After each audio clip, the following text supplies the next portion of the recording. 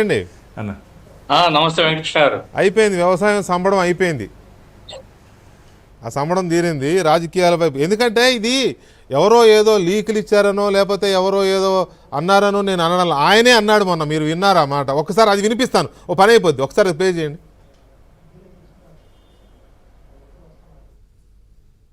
నేను రాజకీయాల్లో ఎంటర్ అయిపోయినట్టు రీఎంట్రీ అనని ఈ రకంగా రకరకాలైనటువంటి వ్యంగ్యాస్త్రాలన్నీ కూడా సంధిస్తూ ఉన్నారు. ఇది తప్పు. నేను కావాలంటే రీఎంట్రీ అవుతా, మీ పర్మిషన్ ఏం అక్కర్లేదే. మీరు నన్ను ఎప్పుడు పొలిటికల్ రీఎంట్రీ అడుగుతారో ప్రజలు, పొలిటికల్గా మీరు ఎంట్రీ కాండి, రీఎంటర్ కాండి అని ప్రజలు కానీ అడిగితే నేను తప్పకుండా ఎంటర్ అవుతాను. నేను రాజకీయాల్లో ఎంటర్ అయిపోయినట్టు రీఎంట్రీ అనని ఈ రకంగా రకరకాలైనటువంటి వ్యంగ్యాస్త్రాలన్నీ కూడా సంధిస్తూ ఉన్నారు. ఇది తప్పు. నేను కావాలంటే రీఎంట్రీ అవుతా, మీ పర్మిషన్ ఏం అక్కర్లేదే. మీరు నన్ను ఎప్పుడు పొలిటికల్ రీఎంట్రీ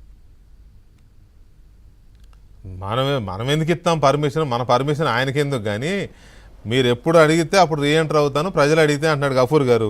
ఇప్పుడు వస్తున్న వార్తలు వీటిని సింక్ చేస్తే మీ విశ్లేషణ. వెంకటేష్ గారు, బేసిక్ ప్రశ్న ఏంటంటే, విజయసాయి రెడ్డి అసలు రాజకీయాల్లో ఎప్పుడున్నాడు?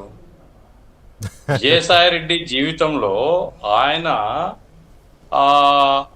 సిఏగా లేదా చార్టెడ్ అకౌంటెంట్ సంస్థలో గోల్మాల్ చేసి ప్రజాధనం కొల్లగొట్టడంలో ఎక్స్పర్ట్. ఆయన ఎందుకు జైలుకు పోయినాడు? ఆయన వైఎస్ రాజశేఖర రెడ్డి కుమారుడు లేదా వైఎస్ రాజశేఖర రెడ్డి సంస్థలు వీటన్నిటినీ ఆయన ఆడిటర్గా ఉంటూ మొత్తం సలహాలు చెప్పి ఎట్లా క్విట్ ప్రోగా చేసుకోవాలి ఏమిటి అనేటువంటిది, అందుకోసమే అతను కో అక్యూజ్డ్ అయినాడు, నంబర్ 2 అయినాడు.